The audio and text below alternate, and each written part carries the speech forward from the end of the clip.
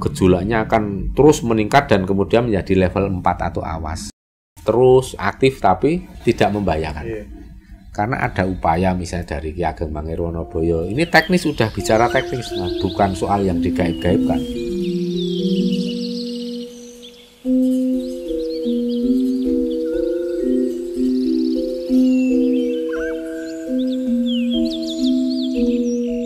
Itu didhawuhinya itu pada saat Romo sedang meditatif atau enggak, kadang sedang nyetir mobil, kadang sedang ya sedang apapun, kalau memang darurat dawuh itu datang.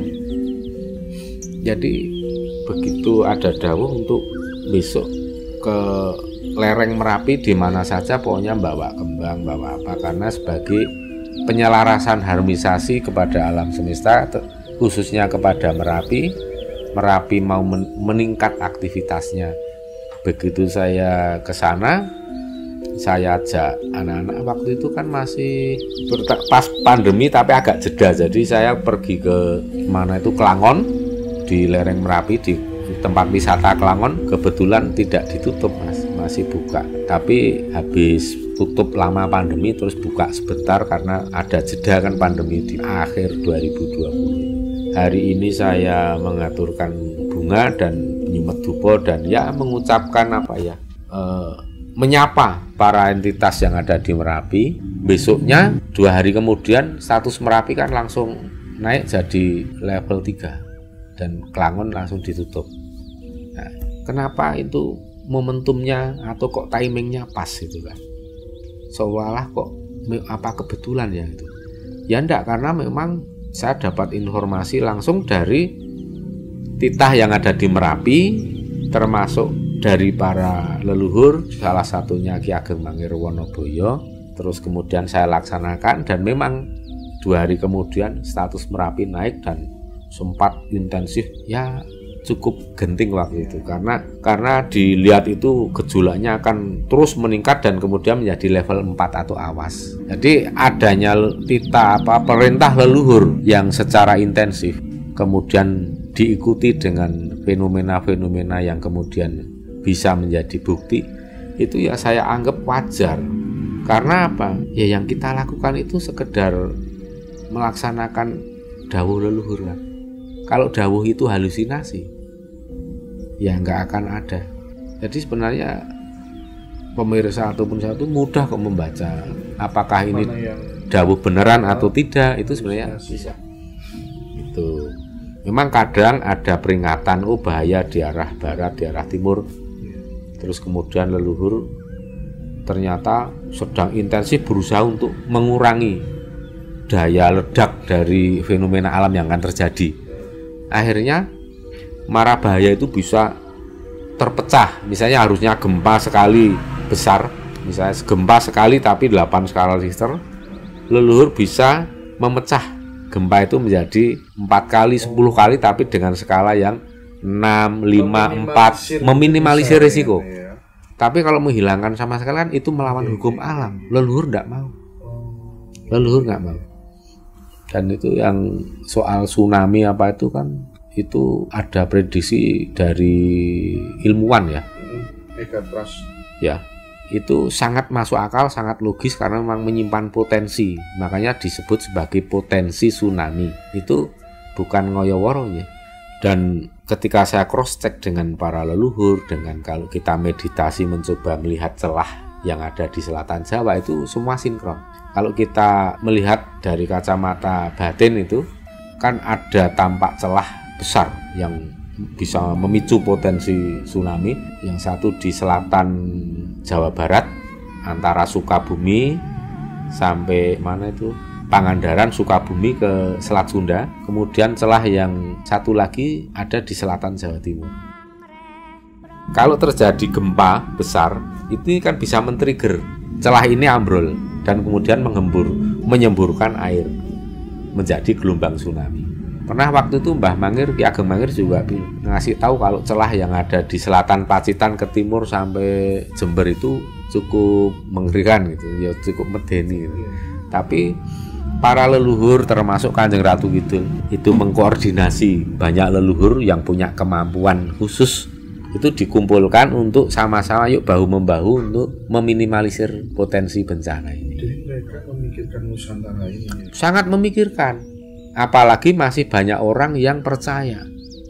Kalau bagi orang yang tidak percaya ya biarkan, tidak masalah. Tapi tetap yang dilihat kan masih banyak orang yang percaya dengan para leluhur, dengan beliau. Maka kalau beliau-beliau cuek itu kan ya pasti nggak tega. Makanya sampai kemarin itu kan saya ada rumah di desa Mas, yang cuma 800 meter dari pantai. Sudah saya video, sudah saya foto. Pokoknya untuk kenang-kenangan jika nanti sewaktu-waktu tersapu tsunami. Karena kalau tsunami itu 21 meter ya berarti rumah saya yang di desa ini tenggelam 16 meter di bawah permukaan air laut kan gitu. Dan sampai saat ini potensi itu masih ada? Masih ada. Nah, saya sudah ikhlas lah, melatih diri saya untuk ikhlas Mas. Ya cuma saya video, saya buat kenang-kenangan. Jika suatu waktu memang mesti terjadi. Terus setiap kali saya ada kesempatan untuk labuh ke selatan, ke leluhur, saya juga selalu nyuwun pangestu supaya belu-belu kerso menjadi lantaran atau menjadi kepanjangan tangan Tuhan untuk meredam atau meminimalisir risiko. Dan waktu itu saya agak lega mendapat jawaban dari Kanjeng Ratu Kidul. Jawabannya baru 1,5 bulan yang lalu. Ya mudah-mudahan ini menjadi harapan yang bisa terwujud ya. Ya beliau memang mudah-mudahan juga, karena beliau juga masih mudah-mudahan usaha para leluhur ini berhasil. Jadi yang tadinya 30 atau 29 meter jadi 21. Yang tadinya skalanya misalnya bisa potensi 9, ini menjadi 8, terus beliau juga sempat ngendiko nanti mungkin di Jogja risikonya paling kecil untuk tersapu tsunami, tapi yang risiko besarnya nanti di Jawa Barat dan Jawa Timur sampai di selatan Bali. Itu tidak hanya pantai selatan ya? Ya, yang pantai selatan itu yang informasi terakhir dari beliau 1,5 bulan yang lalu seperti itu. Pantai selatan? Ya, pantai selatan. Jadi ya itulah yang namanya fenomena alam, gejolak alam itu karena hukum alam. Tapi untuk kan itu menata. Semua juga karena faktor manusia yang pohon-pohon raksasa ditebangin, semuanya kan efek dari itu juga, Rom. Ya, kalau gempa ini khusus untuk gempa bumi dan tsunami, ini untuk faktor campur tangan manusia dalam mempengaruhi itu lebih kecil. Artinya begini, lempeng megatras itu kan memang sudah ada sejak zaman purba sih. Dan itu selalu ada siklus untuk aktif. Saat siklus itu aktif ya tidak bisa lagi ya. Nah, adanya peran leluhur itu menjadikan fenomena alam berbeda dengan saat di zaman prasejarah. Letusan gunung yang dahsyat terjadi di masa lampau. Tapi sekarang manusia kan makin dekat dengan sumber bencana, sumber fenomena alam terjadi dan merasa perlu keselamatan. Oleh karena itu ya manusia banyak berdoa, manusia banyak nenuwun bantuan dari para entitas gaib ya mereka semua tidak tinggal diam. Makanya kayak Merapi ini yang harusnya meletus besar, lebih besar dari 2010 potensinya. Kenapa bisa seperti ini? Terus aktif tapi tidak membahayakan. Karena ada upaya misalnya dari Ki Ageng Mangir Wonoboyo. Ini teknis, sudah bicara teknis, bukan soal yang digaib-gaibkan.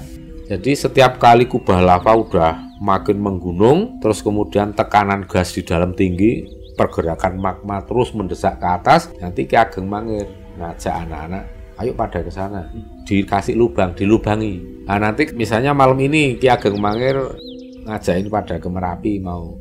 Karena Merapi sudah agak medeni gitu istilahnya, harus digembosi, dibocorin. Itu Romo naik?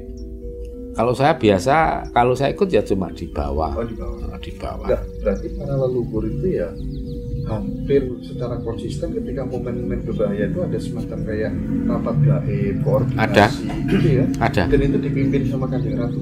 Tidak harus. Kalau Merapi ini udah Ki Ageng Mangir. Semeru juga Ki Ageng Mangir banyak andil besar karena memang diminta oleh Begawan Pasopati. Mbah Petro itu katanya di Merapi juga? Ada. Tapi Mbah Petro itu pernah saya tuh lagi nyetir di Jalan Mangkubumi, Tugu Jogja, dekat Tugu Jogja. Memang hawanya panas banget Mas. Saya sama istri nyetir, hawa panas banget. Begitu ini kok mobil saya jelek gitu. Nah ini ada penumpang gelap, saya biasanya bercanda gitu kan. Soalnya suka bercanda diam-diam ikut gitu. Kadang Mbah Ageng yang dulu juru nujum Sinun Habis 9. Tapi waktu itu kok baunya tidak seperti Mbah Ageng ya. Kalau Mbah Ageng itu ciri khas bau badannya kan ada kayak kelembak menyan gitu kan. Suka rokok itu kan. Ternyata habis itu ketawa. Wah. Terus watuk. Jadi dia nggak bisa kedengaran telinga itu. Kedengaran. Dia nggak bisa menahan batuk. Ciri khasnya Mbah Petro itu selalu batuk. Batuknya tuh kayak orang batuk rejan itu loh. Ngeri kadang tengah malam itu datang itu batuk-batuk kan tinggi bungkuk gitu. Ya memang mirip-mirip tubuh Petro. Waktu itu Mbah Petro bilang, waduh panas tenan. Wih nong dhuwur panas tenan iki aku arep mrene wae medun. Habis itu ajeng temuti Mbah nggo ten njeron mobil kula mawon adem. Wis kurang adem. Habis itu terus tahu-tahu turun loncat pas persis di depan Bank Mandiri. Dia mau masuk ke Bank Mandiri ke tempat penyimpanan uang atau apa kan dingin banget. Ya dia masuk ke situ. Aneh ya. Lucu itu. Mbah Petro turun kepanasan. Tapi memang benar Merapi saat itu terus bergulak ini.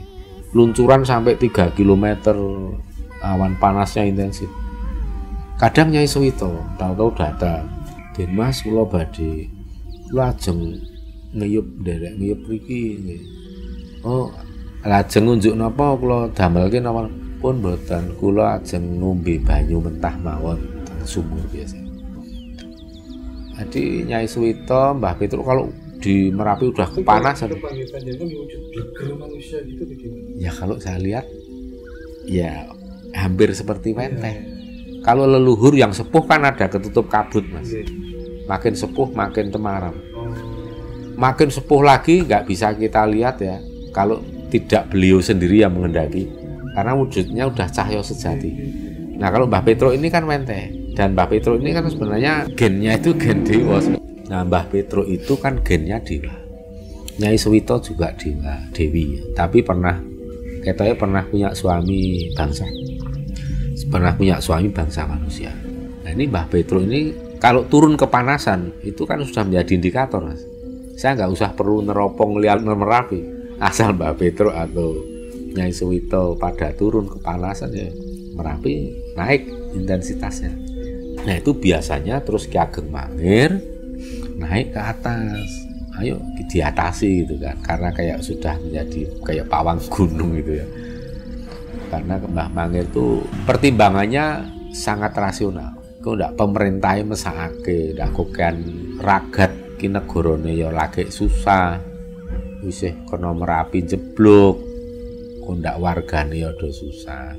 Seperti itu perhatian leluhur.